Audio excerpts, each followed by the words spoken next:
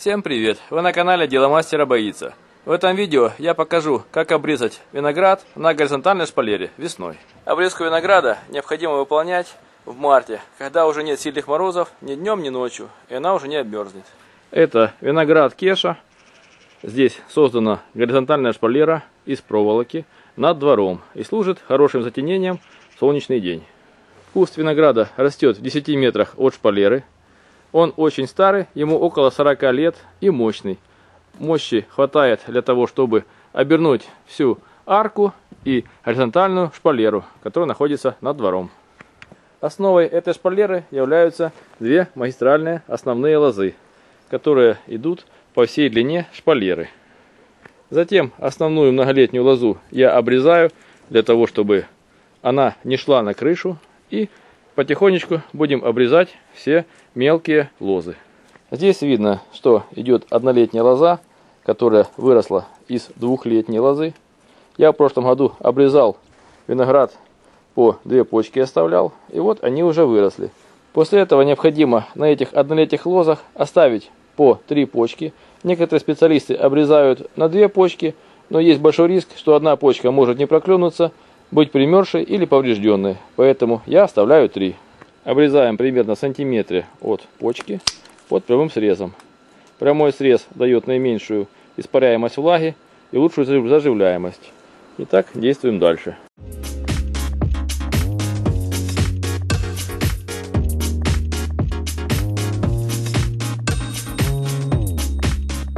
И также обрезаем все отмершие лозы в том месте, где она начала пропадать. Вот сухое место заканчивается, мы ее обрезали. Все остальное живое оставляем. Для того, чтобы определить, мертвая лоза или живая, необходимо посмотреть на ее цвет. Если она белая, то она мертвая. Но если у вас вызывает сомнения, то мы отрезаем на первую почку ближайшую и смотрим на ее состояние. Если срез не зеленый, как здесь, значит эта часть уже засохла. Необходимо ее удалить до живого среза.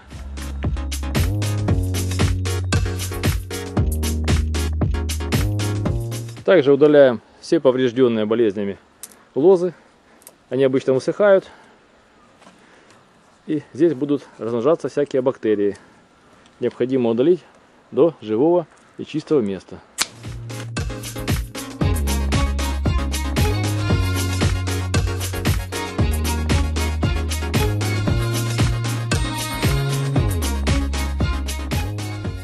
Эта часть лозы, видно, что засохла. Она многолетняя, но уже пропала, поэтому здесь видно разветвление.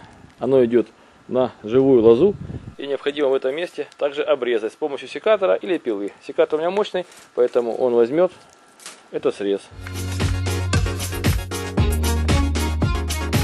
Снимаем все подвязки, чтобы она здесь не мешала и не закрывала солнце.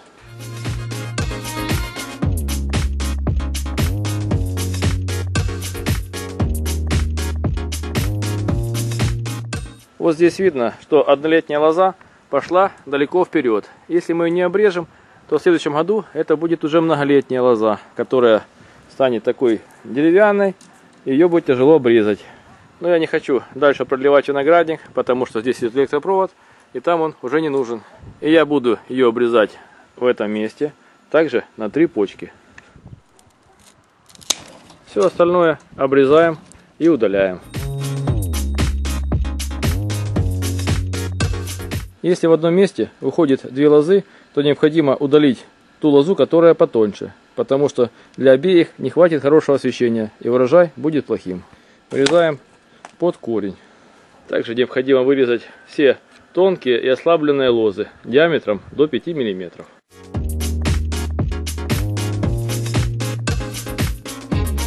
Если вы хотите удлинить многолетнюю лозу, то необходимо обрезать однолетнюю лозу примерно на 7-8 почек, удалив все отводки и пасынки.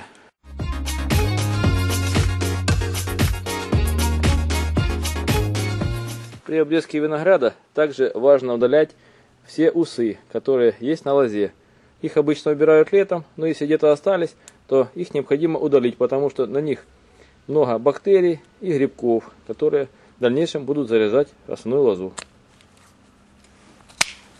Вот обрезка винограда закончилась. Вот так выглядит обрезанный виноград. Теперь из каждой почки вырастет по одной лозе, на которой будет примерно 1 гроздь винограда. И этого вполне хватит для такого мощного куста. Вот видно, что все гладко и чисто.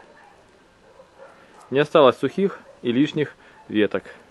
На следующем этапе необходимо будет обработать лозу с помощью медного купороса, для того, чтобы поубивать все грибки, которые зимовали на лозе. Вы были на канале Дело мастера боится, смотрели видео о том, как обрезать виноград на горизонтальной шпалере весной. Пишите свои замечания и комментарии, ставьте лайки, подписывайтесь на наш канал. Будьте с нами. Всем пока!